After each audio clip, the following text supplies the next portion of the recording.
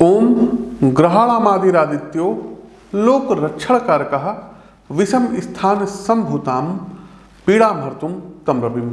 ओम जबाकुसुम समकासम काश्यपेयम महादुतिम तमो अरिम सर्वपापघनम प्रणतो अस्मिन दिवाकरम। नमस्कार साथियों, 16 दिसंबर सुबह 9:38 पर भगवान भुवन भास्कर अग्नि तत्व प्रधान मित्र राशि धनु राशि में गोचर करेंगे और यहाँ पर इनकी ये स्थिति 14 जनवरी 2023 तक रहेगी। अर्थात हम ये कह सकते हैं कि भगवान भुवन भास्कर 14 जनवरी 2023 तक धनु राशि में विराजमान रहेंगे। सूर्य अर्थात जीवन को शक्ति एवं दिशा देने वाले दो प्रमुख तत्वों ऊर्जा तथा प्रकाश आदि के स्रोत। वैदिक सनातन ज्योतिष में सूर्य को आपकी आत्मा का प्रमुख कारक आधार एवं प्रतिनिधि ग्रह माना जाता है। 9 ग्रहों में सूर्य देव को राजा की पदवी या कह ले उपाधि प्राप्त है और इनकी केंद्रीय स्थिति इनके प्रभाव के विषय में सब कुछ कहती है। जन्म कुंडली में सूर्य देव की शुभ और मजबूत स्थिति आपको अधिकार आदेश देने की शक्ति एवं मान सम्मान प्रदान कराती है। साथ ही आपका आपके पूज्य पिता से संबंध कितना मधुर होगा इसका निर्धारण भी भगवान सूर्य नारायण करते हैं। जीवन के संचालन में जो प्रमुख प्राण शक्ति है उसको तपन भी इन्हीं से प्राप्त होती है, क्योंकि सूर्यदेव ऊष्मा का प्रतिनिधित्व करते हैं। अतः अग्नि तत्व प्रधान राशियों में इनकी शक्ति अधिकतम एवं जलीय राशियों में सापेक्ष रूप से थोड़ी सी कम मानी जाती है। तो आइए विस्तृत रूप से जानते हैं कि धनु राशि में सूर्य देव का गोचर सभी 12 राशियों के लिए क्या कुछ परिवर्तन लेके आया है। विस्तार से इस पर चर्चा करेंगे, आवश्यक उपाय बताएंगे। लेकिन आगे बढ़ने से पहले दर्शकों, आप लोगों से प्रार्थना है कि इस वीडियो को लाइक करते चलिए, इस वीडियो को शेयर करते चलिए, कमेंट बॉक्स में ओम सूर्य देवाय नमः कमेंट टाइप कीजिए। आगे बढ़ने से पहले दर्शकों, अभी 10 दिसंबर को जो है 2 राज्यों के इलेक्शंस के रिजल्ट डिक्लेयर हुए थे।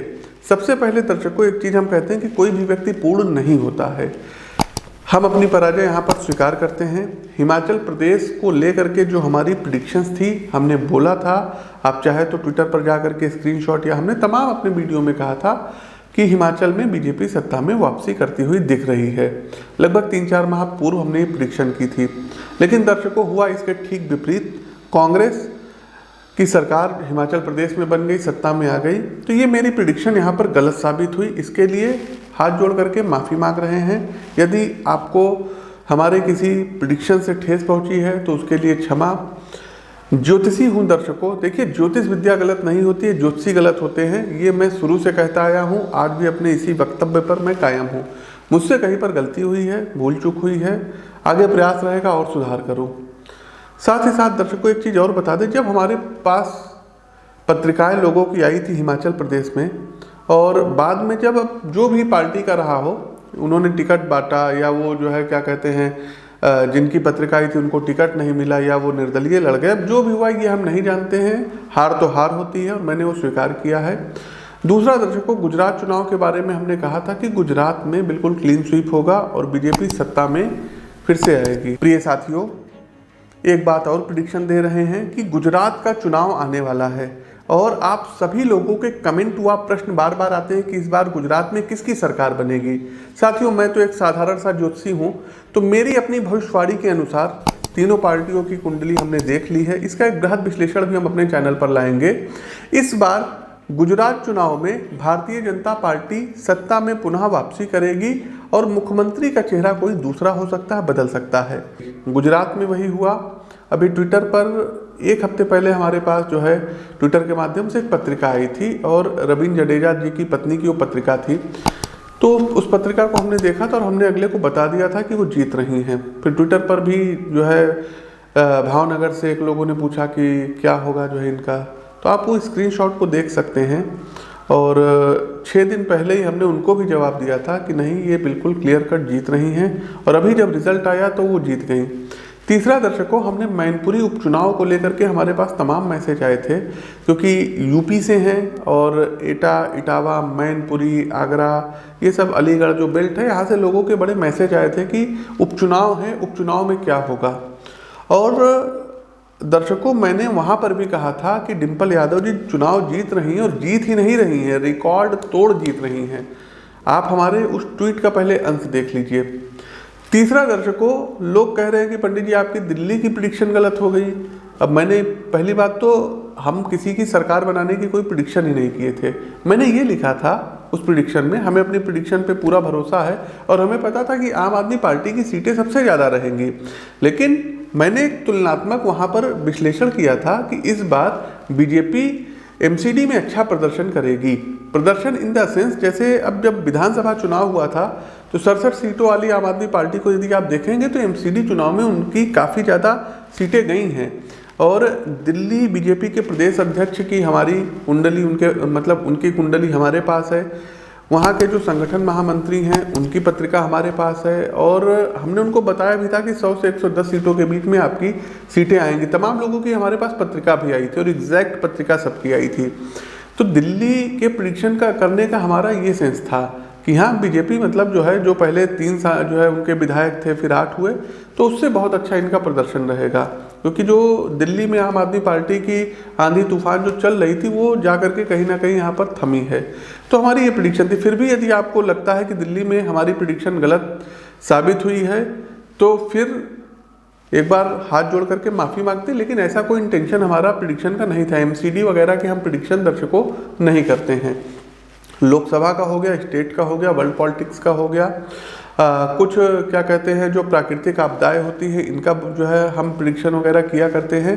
एक चीज़ हम आपको बता दें, जब प्रिडिक्शन अच्छी होती है तो कोई वाहवाही नहीं मिलती है, और जब प्रिडिक्शन खराब हो जाती है तब लोग आलोचना बहुत करते हैं।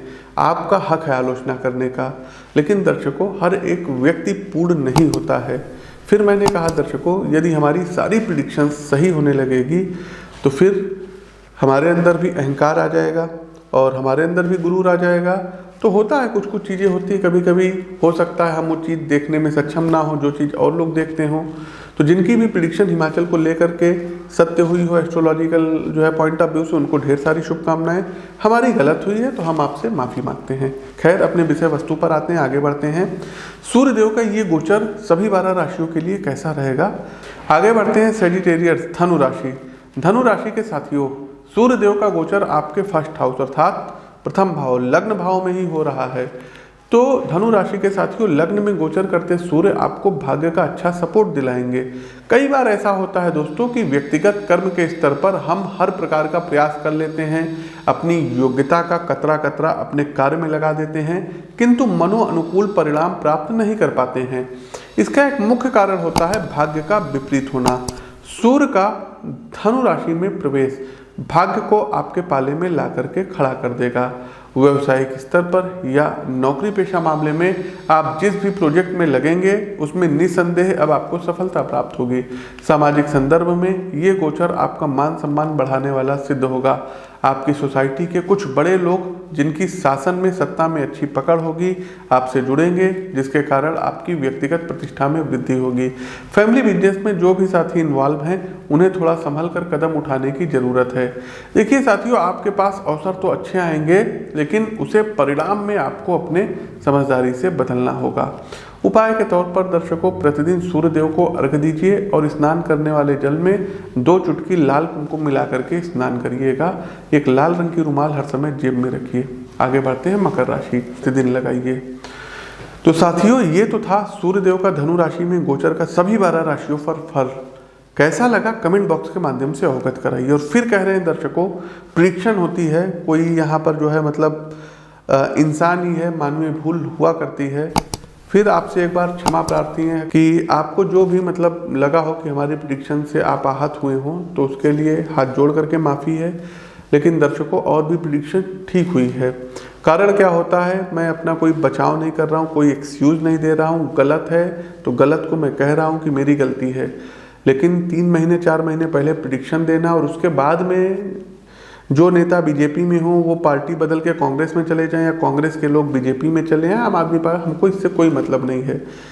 तो दर्शकों, प्रेडिक्शन है, प्रेडिक्शन गलत सही होती रहती है और इसको किसी प्रकार से अपने दिल पर अन्यथा में मत लीजिएगा। साथ ही साथ कोई सरकार कहीं की बने, हमको इससे कोई फर्क नहीं पड़ता है। हमने पूर्व में भी कहा है कि कोई नृप होए हमें कहानी, चाहे बीजेपी आए, चाहे कांग्रेस आए, चाहे आम आदमी पार्टी आए, जब ज्योतिष करने बैठते हैं दर्शकों, तो जो हमको प्रेडिक्शन लगती है, जो दिखता है, वही दर्शकों हम बोलते हैं और लगभग अभी तक वही सही होता आया है। कुछ चीज़ों में गलती हुई है, उत्तराखंड में गलती हुई थी, मैंने वहाँ माफ़ी मांगी थी, हिमाचल में हुई है, मैंने वहाँ भी आपसे माफ़ी मांगी है। तो साथियों, हमारा प्रस्तुत कार्यक्रम कैसा लगा कमेंट बॉक्स के माध्यम से अवगत कराइए। नए हैं तो चैनल को सब्सक्राइब करिए, बेल आइकन दबाइए। अपनी वाणी को विराम देते हुए ज्योतिष के इस मंच से मैं पंडित आशीष वत्स आप सभी प्रबुद्ध दर्शकों से विदा लेता हूँ। नमस्कार, राम राम।